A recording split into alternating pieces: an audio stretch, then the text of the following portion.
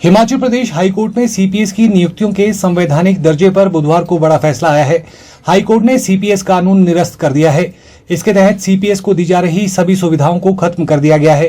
अब 6 मुख्य संसदीय सचिव अब सिर्फ विधायक के तौर पर ही कार्य करेंगे। इस मामले में अदालत में भाजपा नेता पूर्व सीपीएस सतपाल सत्ती सहित अन्य 11 भाजपा के विधायकों की ओर से याचिका दायर की गई थी। इन याचिकाओं में मूल प्रश्न हिमाचल प्रदेश में 2006 में बनाया गया कानून है। इसके तहत पहले भाजपा सरकार ने अपने विधायकों को सीपीएस बनाया था। अब कांग्रेस सरकार ने 6 विधायकों को सीपीएस बनाया है। सरकार ने इस मामले में बहस के लिए सुप्रीम कोर्ट के 2 वरिष्ठ अधिवक्ता नियुक्त किए थे। अधिवक्ता वीर बहादुर ने मीडिया से बात करते हुए कहा कि भारतीय संविधान के अनुच्छेद 164 में किए गए संशोधन के तहत राज्य में विधायकों की कुल संख्या के 15% से अधिक मंत्री नहीं हो सकते हैं। हिमाचल विधानसभा में 68 विधायक हैं। इसके तहत यहाँ पर सिर्फ 12 ही मंत्री बन सकते हैं।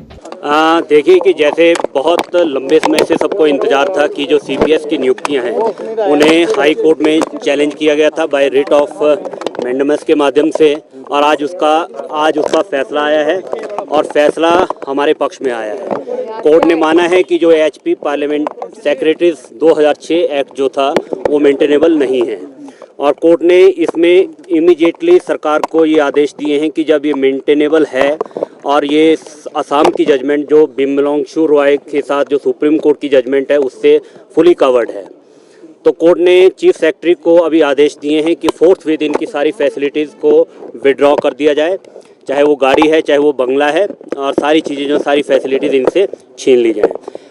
कुल मिला के हम ये बोल सकते हैं कि जो एक्ट है उसको वॉइड एब इनिशियो डिक्लेयर किया गया है, और फैसिलिटीज़ के बारे में जैसे मैंने आपको कहा कि वो फैसिलिटीज़ भी हमने सारी कोर्ट ने कहा है कि इमीडिएटली उसको विड्रॉ करें।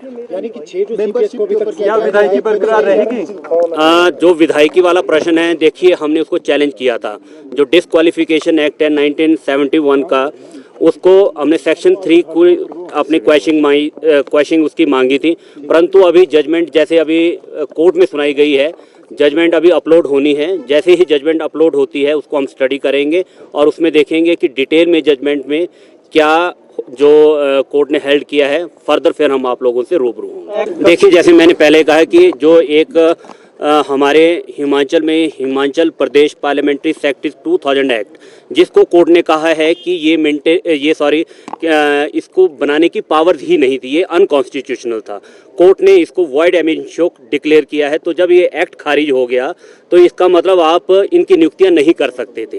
इनकी नियुक्तियों को कोर्ट ने रद्द कर दिया है, और इसलिए इमीडिएटली जो भी 6 सीपीएस सरकार ने बनाए थे उनको पदों से हटाना पड़ेगा। देखिए ये विषय मैंने अभी कहा कि जैसे अभी जजमेंट अपलोड होगी हमें उसको स्टडी करना पड़ेगा कि जजमेंट में डिटेल में क्या ऑर्डर्स आए हैं। अगर उसमें किसी इस तरह की जैसे हमने क्वेश्चनिंग मांगी है, अगर कोर्ट ने उसके ऊपर कोई फाइंडिंग दी होगी, फर्दर फिर हम वो एक्शन उसको जजमेंट को पढ़ने के बाद फिर आगे का जो भी स्टेप होगा उसको लीगली हम आपस की जो हमारी टीम है आपस में डिस्कस करके फिर हम उसको फर्दर आगे बढ़ेंगे। देखिए ग्राउंड में हमारा जो था बेसिक ये था कि जो 91st अमेंडमेंट थी, एक ये ग्राउंड था 164 को जो कॉन्स्टिट्यूशन में जो आर्टिकल है उसमें कहा गया है कि जब ये नियुक्तियां नहीं हो सकती, आपके पास कोई मैंडेट ही नहीं था, कॉन्स्टिट्यूशन में कोई प्रोविज़न नहीं था।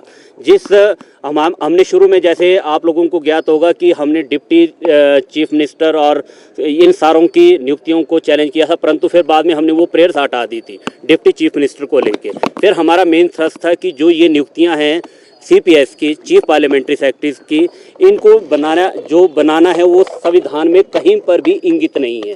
कोर्ट ने हमारी बातों को माना, और इसके लिए सुप्रीम कोर्ट का जो कानून है स्टेट ऑफ असम का बिमलोंगशु रॉय, उसमें बड़ा क्लियर लिखा है कि सरकार के पास कोई पावर्स नहीं है इस तरह के एक्ट को बनाने की, तो और क्योंकि लेजिस्लेटिव इनकम्पिटेंस है, और कोर्ट ने इस चीज़ को माना है। परंतु फिर मैं दोबारा से वही बात दोहराऊंगा कि अभी हमें जजमेंट को पूरी तरह से स्टडी करना होगा। जजमेंट मुझे लगता है कि आधे 1 घंटे में या घंटे भर में शाम तक ये अपलोड हो जाएगी। उसको निरस्त कर दिया है, सरल शब्दों में समझें कि उसको निरस्त कर दिया है। आपको याद होगा कि 2005 में भी हाई कोर्ट में इसी तरह का फैसला आया था जब सीपीएस की नियुक्तियां हुई थी, तो हिमाचल सरकार ने क्या किया कि 2006 में इस एक्ट को बना दिया, जो जनवरी शायद 2007 से फोर्स में आया था, एप्लीकेबल था।